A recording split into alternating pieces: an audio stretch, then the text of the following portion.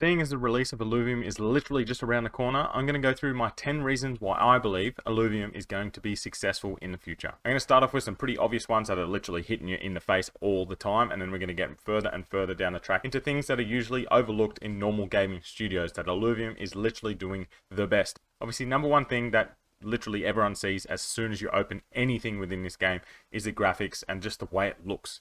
You cannot make a game look any better than it is. The characters look amazing, the hero running around looks amazing, the landscapes that you're on look amazing, and they're all different. Doesn't matter which one you go into, you're going to feel like you're going on a different run. You're in a different world, which I absolutely love, and it's just, everything is pinpoint perfect. They even look good on mobile devices. Zero looks great on my phone. Can't fault it at all. I can't wait for Arena to be on my phone. If we ever get there and Overworld's on my phone, that would be sick as well. I don't know if they're going to go down that route just now, but I think it would be something that they should look into because there are so many games that have it on their phone. I know it's supposed to be this amazing, vibrant, and succulent world that you go into that is, like, as I said, pinpoint perfect, but just scale it down for people so they can play it on their phone. It doesn't need to be right now. It can be in a year, something like that. Just get more people playing the game, and mobiles are getting better and better. Even put it on tablets. Tablets only. So we're going to point number 2, and this is the proof of concept. So what I mean by that, if you have a look at one of the most hyped up, most explosive games that has come out recently, Palworld. You can see the similarities between what Illuvium is trying to release and what Palworld is, what Illuvium's overworld is. Palworld has its deficiencies. Graphics are nowhere as good, gameplay is fun, but you kind of get to a point where it's like there's nowhere else to go. The storyline is very minimal at best. There was no PvP, and the multiple team player action wasn't really there. You could play, but you didn't know where they were. You could be next to each other if you knew where each other was, but you couldn't see each other on the map, and there wasn't like any raid bosses. So I think there was a lot else that they can do to that game. It's still not dead and buried. There's still a lot to go. But the creature capture side, that is very similar to what Illuvium's overworld is going to be, especially now that Illuvials are in overworld, are running around. The similarities in that are very, very close. This is all driven even more off my next point of nostalgia. Like, most people my age grew up playing Pokemon. Kids these days still play Pokemon. That's like 20 plus years, even more. Yeah, 20 plus years of people that have grown up with Pokemon. Yeah, it's had its ups and downs and it's done whatever. But Pokemon is a game that we all grew up with. If they re-released Red like tomorrow, it would nearly sell out. People love it. As I said, we're hitting on those 2 points, the proof of concept with the nostalgia, and it's all bundled in to a brand new IP of Illuvium. People fall in love with all the cutesy stage ones, and then as you get through, you level them up, you fuse them, and then they come out and they are these absurd, huge monsters that are just going to absolutely beat down your opponent. They have that wide range of characters that are just, people will fall in love with that little one and then they'll want the highest one. Or even if they don't, they want to go out, and people love collecting things. They don't even need to be in the game to be in a contest. They just want to go out into the overworld, catch them, and then own them. Hear that word? Ownership. That is another point. That's like point 4 I think we're up to. Ownership within Illuvium and Web3. You can't beat it. It is seriously going to be the next big thing within gaming. Everyone that's in the Web3 area, you know what I'm talking about. We can see the future. I know a lot of gamers still have their holdbacks with it all, but I feel like Illuvium has the potential. It could still go to crap and shit itself and be crap.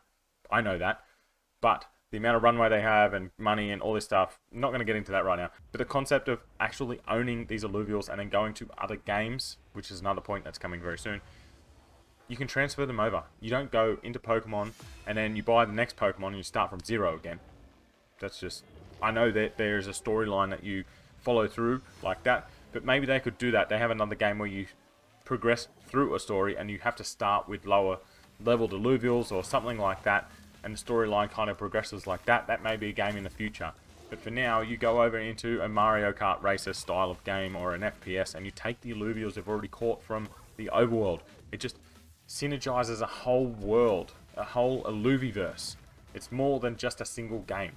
It's not like another one that it really annoys me. You play NBA 2K, you get to the end of the year, say you spent $90 on the game, you may have spent money on packs throughout the game, even FIFA, exactly the same. Buy money with the packs, you get to the end of the year, the new FIFA drops, No one plays the old FIFA anymore. You've just lost all your money. Gone, down the drain. If you put money into Illuvium, you get to a certain point, I don't want to play anymore, put everything you've ever caught, owned, whatever, put it on the Illuvidex for sale, and then you get some money back. You may not make money. It's not about making money. It's about owning it, and then if you don't want it anymore, someone else can buy it from you, maybe cheaper than what you put in, but say you spend $1,000 on the game, you sell it for $500, you have $500 to take to your next game. That's a huge kickstart, rather than sinking $1,000 and then going to your next game with no money. So I just feel like ownership and Web3 is literally the future with gaming. I know a lot of you guys are going to be on my side, so I'm kind of preaching to choir, but trying to explain it just a little bit better for anyone else that is new here. If you are new here, there is a link in the description. Click on that. You go learn all you can about Illuvium, and it helps me. Yes, it helps me as a creator. Hitting that link, thank you. We'll go down the path of a point I just mentioned then. Multiple games. Okay, a lot of games that are coming out now, they are literally one game. It is one thing. I know, that's easy to make. You go ahead, you make an FPS. That's what you get good at. You're a good shooting game. Illuvium has expanded this world. They have an overworld where you go out and catch the Illuvials, Power World, Pokemon. Cool. If you don't like that, you can go and play the arena. TFT, autobattler style, auto chess game. I'm not a big fan of that, but I will play that because that's kind of like the battling system. If you don't like either of those, they have a city builder game that is similar to Clash of Clans. It's not there yet. They've still got a lot to go and kind of iron all of that out.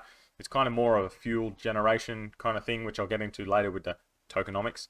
Look at that. I'm giving you leaks about what's coming up soon, so you better wait around for those. But there, straight off the bat, as soon as this releases, you have 3 different games, like highly different games that you can go in and play. I think the hardest thing about all these, all 3 of them are pretty strategic. I feel like the next game that they release needs to be some sort of casual game, like a kart racer, an FPS, something that's like a bit more not mental drain on you. Because if you go in and you play an arena, you're going to be sitting there making a team for half an hour to an hour, go and get smashed, and then you got to go back, fix your team, you know. It's just really draining. You just want a game that you can turn on, grab your Illuvial, and go. You can do that with the overworld, but it's a little bit different. You want to go and play against other people. And I know they have talked about this, and I do love that this is probably the avenue that they're going to go down, is something a bit more casual and a bit more just fun. Not saying that all these other ones are fun, but more just fun rather than grinding out and trying to be the best. Obviously, you still want to be the best, though, don't you? Yeah. The next point that I'm going to go on to here is something I haven't seen in many games, is the audience that this game will attract is so broad. I've seen kids as young as 5, maybe even younger, whenever they can pick up a game and start understanding, playing this game. I've seen adults and older ladies even up to 70, 80 years old playing the game. That broad range of a spectrum, male, female, and everything in between, from a young 5-year-old up to a 70 or 80-year-old, someone that has a computer that loves games. Maybe they played games back in the 90s, and this brings back some nostalgia and freedom that they get to play a game. That doesn't happen in most games. FPSs, you usually need to be a bit younger, and well, that's the main audience that they focus at. And if you aren't that age, you're like, even me now, I go and play FPSs. I'm not quick enough. My reflexes aren't there. I remember playing back in the day, everything was a bit slow. Now, you watch people hit their keyboard, it is ridiculous. I don't know how the keyboards don't get on fire. They're that fast. I feel like this wide audience that they're going to capture, intertwined with the multiple different game modes, and then the projected other game modes that are going to come in the future if everything is all successful, just sets you up for more success. You're not missing out on anyone. Anyone from anywhere can come and play, and that's why I believe Overworld needs to be on a phone. If it's not on a phone, you are missing out on people in countries that don't have access to high PCs. I do know that they're thinking about that and doing other stuff, so I won't harp on about that anymore. So I've got 4 more to go. Then the next one has been talked about a lot, and it is the first mover advantage. Obviously, there's been Axie and all of that. That was last bull run. Yep, that went gangbusters, but it wasn't really a game.